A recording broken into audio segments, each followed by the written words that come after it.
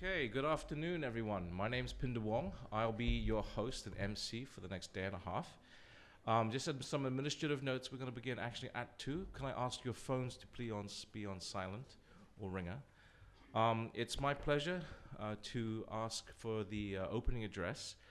This will be by the Honorable Nicholas W. Yang, JP, the advisor to the Chief Executive on Innovation and Technology, the Hong Kong SAR government. So, Nicholas, please.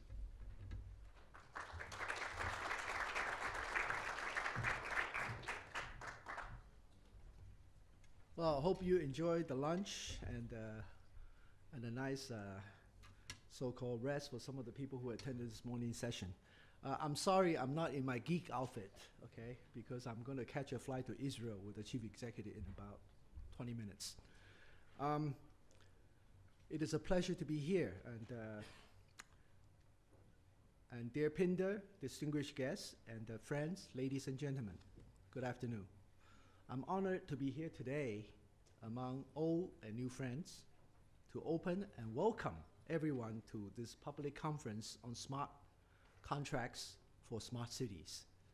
For those who come to Hong Kong overseas, welcome to Hong Kong. Okay, I hope you enjoy Hong Kong immensely.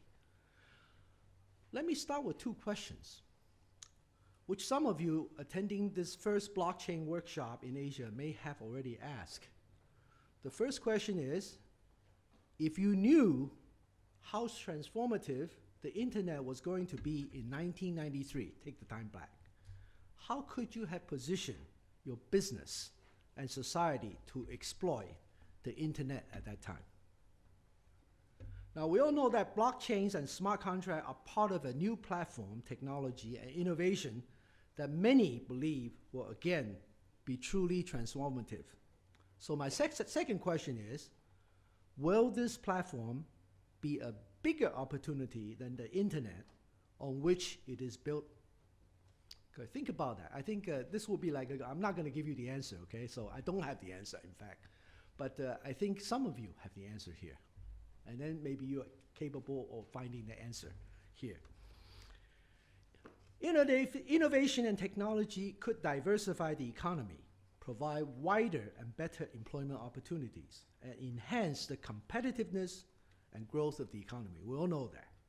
But at the same time, innovation and technology can also improve people's quality of life and help on social development.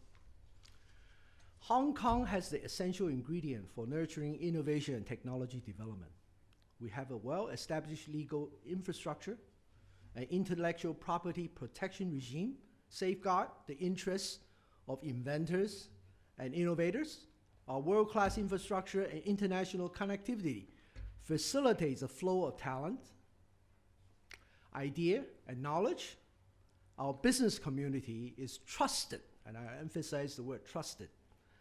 Around the world, our education system produces talent who are creative and technology savvy, and our financial sector is one of the best in the world for providing competitive financial services and in raising capital. However, in order to take this innovation and technology development to the next level, we must invest in building an innovation and technology ecosystem in Hong Kong.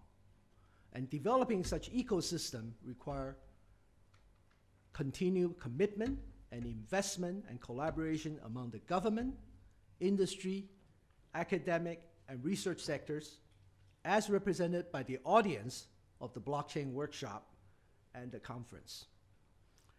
Hong Kong's people are known for their agility and resilience. Over the past decades, Hong Kong faced many daunting challenges, but we always managed to overcome them with great flares and colors. For example, in 1967, Hong Kong had a big riots all over the territory, blood on the street. Yet the Hong Kong people emerged from this dark historical experience and became one of the Asia's 4 little dragons in terms of economic achievements in the 70s and 80s. And we call this the Hong Kong 1.0 wave. In the mid-1980s, after mainland China started its economic reform, another huge challenge hit Hong Kong. With the low-cost labor and favorable government policy, the Pearl River Delta sucked away Hong Kong's lifeblood in manufacturing. There was once a time 40% of our GDP was in manufacturing. Today, that's less than 2%. The once thriving manufacturing sector of Hong Kong all migrated across the border and hollowed out Hong Kong, leaving hundreds of thousands of workers in the manufacturing sector without a job and probably without a future. Yet, Hong Kong re-emerged again by transforming itself into a service economy with over 90% of its total employment in the service business, including financial services, trading and logistics, professional services, and tourism. And we call this the Hong Kong 2.0 wave. And we all know that after the year 2000, the evolution of internet has brought disruptive changes to the service industry. New platforms and business models have replaced traditional ones. New and powerful competition have emerged. Hong Kong must transform itself again. I do believe Hong Kong will transform itself successfully again, this time from a service economy to a knowledge-based economy. And in doing so, Hong Kong must become a leading smart city in the process. I will call this the Hong Kong 3.0 wave, and I welcome to join to build this wave. When I first met Pinder a few months ago, his vision on smart contracts excited me tremendously. I would like to thank Pinder in bringing the blockchain workshop to Hong Kong. We are here to discuss how Hong Kong, as part of China, can best position its businesses, society, and government to make the best practical use of this fundamental decentralized digital ledger innovation, which builds an internet of trust. Today's conference represents the first critical step of Hong Kong's participation in building the global standard framework of smart contracts. We all know that standard and platform are the ultimate successes of innovation and technology. I also believe that the collaboration we're forming here today will be an outstanding addition to the innovation and technology ecosystem we are all trying to build for Hong Kong. And I'm sure that in the future, we can all sit down and reflect back on how Hong Kong 3.0 became a reality and how the initial initiative today has contributed to this enormously successful transformation.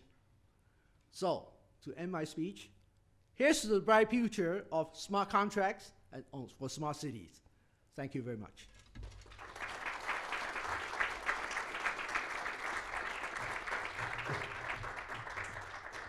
Thank you so much, Nicholas, for sharing those inspirational remarks. And thanks also to our many sponsors who have made this smart contract initiative, which only began a few months ago, from really theory, this would be nice to have, into actual practice. And so with that, in alphabetical order, I would like to thank our sponsoring organizations, Brian Cave, the Hong Kong Computer Society, Hong Kong Science, Technology and Parks, the Hong Kong Software Industry Association, Hong Kong University of Science and Technology School of Engineering, the Hong Kong Wireless Technology Industry Association, Internet Society of Hong Kong, the Internet Professionals Association, Perkins Coie, and our media partners, NextChange. Thank you very much.